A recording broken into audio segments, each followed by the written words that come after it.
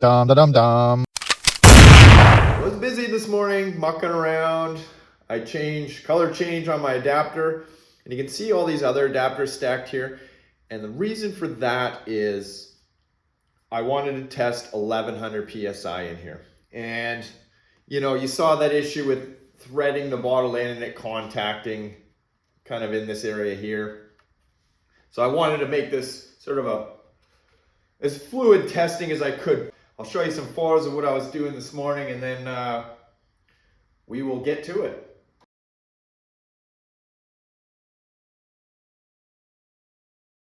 Never heard the X68 stutter. It stuttered like an FSC stuttered, but much more violently. It did it on 1100. I did see a 10 FPS increase across the board with the bypass, but at this point, dealing with that stutter maybe could be dealt with a bolt spring, but it's working like this. So I reinstalled the regulator, and this is functioning like a factory marker should. First things first, this is the same bottle I was testing with in the previous video. The reason why I want to shoot a few balls out of this setup is just to show that these adapters that I've installed, these are HBA spacers. So they're meant to space your tank. It was, just something I had on hand. And you can see that there is some convenience to it, being able to spin your bottle on and off. So I don't know, maybe that's something they can work on in the future, is have a longer adapter, but it's got to fit in this kit. I mean, at least for me it does. This setup was shooting with 9.9 gram riot balls, was 350 feet per second, which was like 56 joules. Demonstration to show these adapters are not adding anything. Then we'll shoot some HBA, then we'll shoot some CO2, then we'll shoot 2 CO2s, and maybe we'll shoot some 90 gram CO2. 354. So the adapters, not really adding anything. This is a freshly pumped bottle, so those 4 FPS might just be a fresh bottle. 352. 350, right back to where it was shooting previously.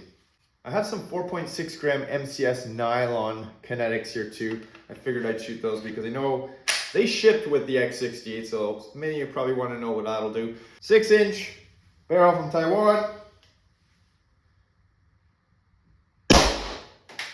Oh, we did get a little stutter there though. 496.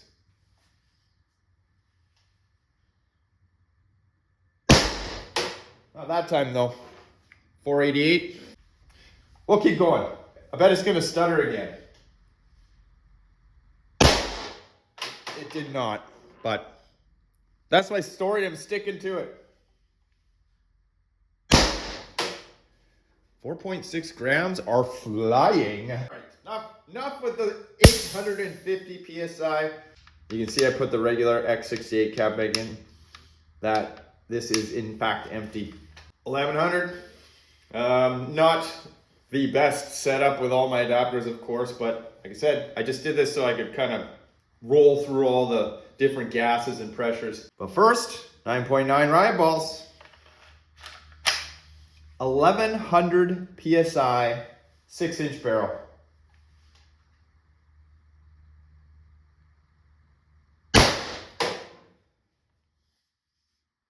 $386.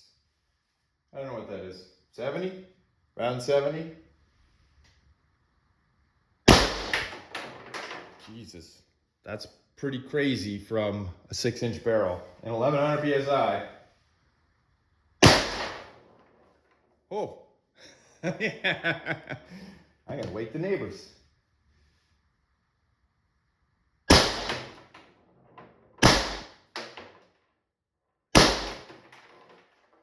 Six-inch barrel. Now imagine you had an 11.5-inch barrel. All right, 4.6 grams. These guys. 1100 psi.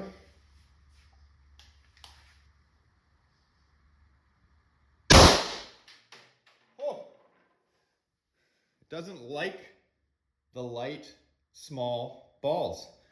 552. But you saw what happened there. That was a stutter I was also picking up with the bypass, and that is crazy violent and crazy loud. So we're not going to shoot any more of those. I think what's happening there, it's partially the projectile too. It's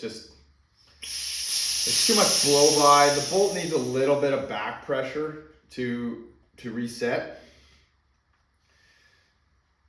So I think that's good for the 1100. I just don't see the necessity to run that. To each their own.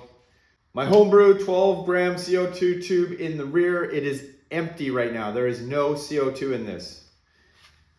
Drop one in the launcher.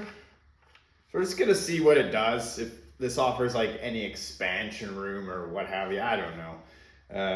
We'll find out though. 9.9 gram rye balls, because that is the baseline. 850 psi with this barrel, 56 joules, 350 feet per second. So if we see higher than that, then this is maybe doing something, or maybe it's just, this is warm. What the heck? Whatever. Yeah, 350 exactly. 342.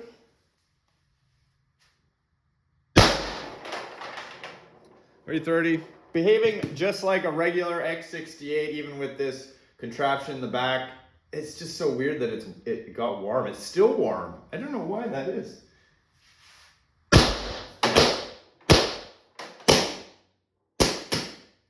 It did go through that CO2 a whole lot faster though. So maybe if I had a longer barrel, there maybe would be some gains. I don't know. Just spitballing here. Ah, heck. Why not? Whoop. All right, we got the double CO2s loaded up, so I'll puncture this one first. Okay. I don't know if I can puncture this now because this tube is pressurized. Guess we'll find out. 9.9 gram rye balls. Higher than 350. Oh, that's interesting.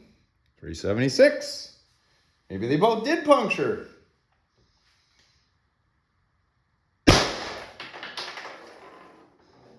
360. Find out in a second. 354.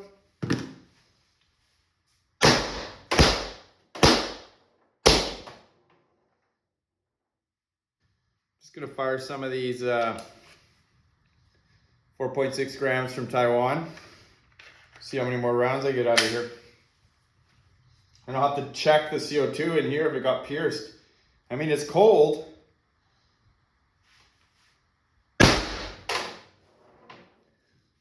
$460. 450. They must have both punctured because there's no way it's still shooting like that.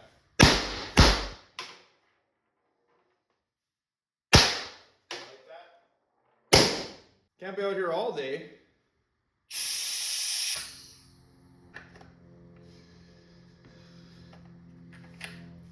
All right, we got one puncture in the grip. That one seemed pretty obvious because that was the first one I hit. This back one is like ice. I should have put a degasser on it, but no, it's unthreading.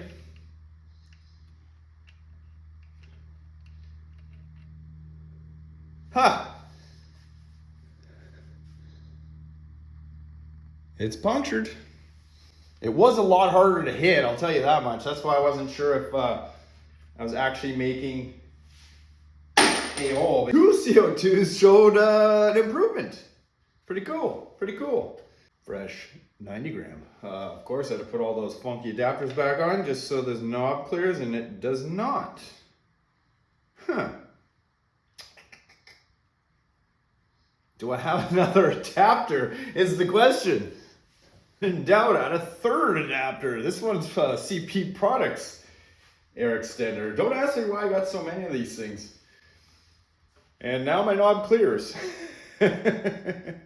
Cap is back in the bottom, empty CO2 chamber, wired up. And I'll tell you right now, this X68 is taking a beating as we speak. I'm just pounding on this thing. This stuff is back to back. Okay, doesn't like the CP. Look where it froze. Right there. Hopefully I didn't blow my load. Successfully, these extenders worked. For whatever reason, this one did not. The first strike ones were working just fine. All right, there we go. CP in the middle. Let's see what happens.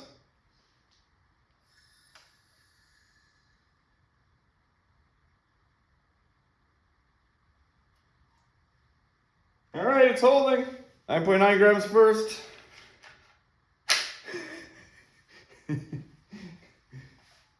Better than 350. I'm pretty sure we're going to see better than 350. Probably 370, which was what I was seeing with the double 12s.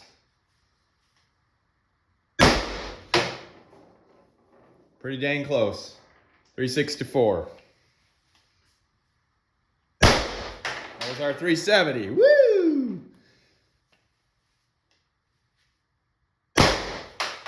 And there you see all that frost coming out of the end. 368. I will toss in these guys, and that is it. 4.6 grams.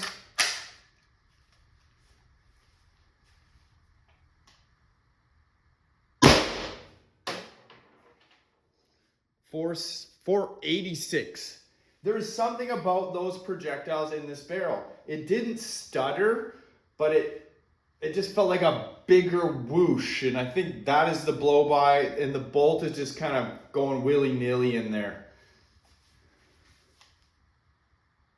You can see the size of the blast coming off that thing. 472, it's like literally spraying outwards. You do not see that with the rye balls. They fit pretty tight in this barrel. One more. 468. I think that's a fair test. What did we learn? 1100. Oh, it's crazy, man. There may be some hiccups involved with that. I can't say for certain. What's interesting though, okay, this is ugly. Yeah, you could probably shorten this up somehow, what have you, but the dual 12s, 12 in the grip, 12 in the back, worked just like this, and probably enough to get, I don't know, I'd say 3 mags off, 3 good strong mags. Now this might go all the way back to those VKS days when everybody was breaking their pins and the lighter projectiles. They're just too light. When you're firing something with this much juice behind it, it needs some back pressure. Otherwise the bolt's just slamming forward and just, it's going haywire, essentially. It needs something to kind of press against, and those heavier balls give it a little bit of pushback. That's it. Fun stuff. See you next time.